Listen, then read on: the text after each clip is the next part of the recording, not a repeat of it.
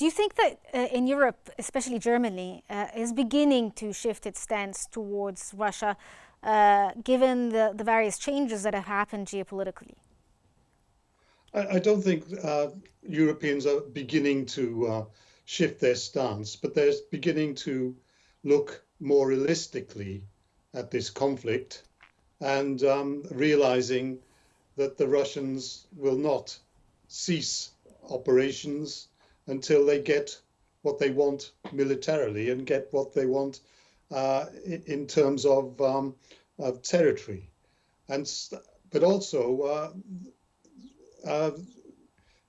Trump's election has shocked the Europeans and has made them realize how weak they are. And there have been many discussions behind the scenes about what to do when Trump makes his initiative, as he will, with Ukraine and Russia. So if I could just follow up there, Mr. Williams. So do you think that the Trump administration may change how Europe stands when it comes to, the Ukraine-Russia war? Do you think that this will help them or make them think that they should somehow resolve this politically rather than, the continued military support?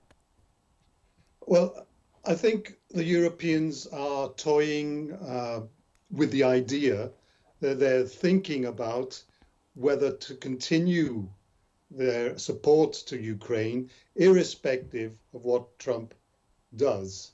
And it's not, even if he takes the initiative to end the war, it's unlikely, according to some Europeans, that he's able to do it, except if he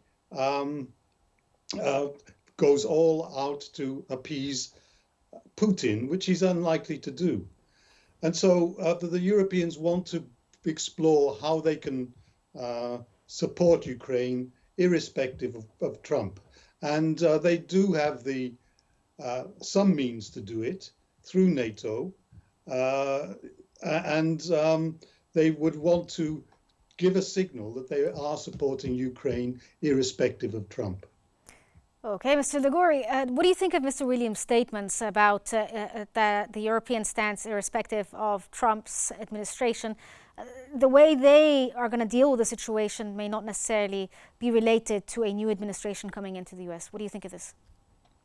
I think that Europe is planning not to keep itself isolated, and not to bear only the cost. We know that Trump will freeze the conflict, will not end the conflict. So a negotiation will freeze the conflict at a more extended area as it was since 2014 in Donbass and Lugansk, but with an area and a political situation that is quite different. And Europe is seeking, let me say, the solution not to be completely isolated and to pay the cost.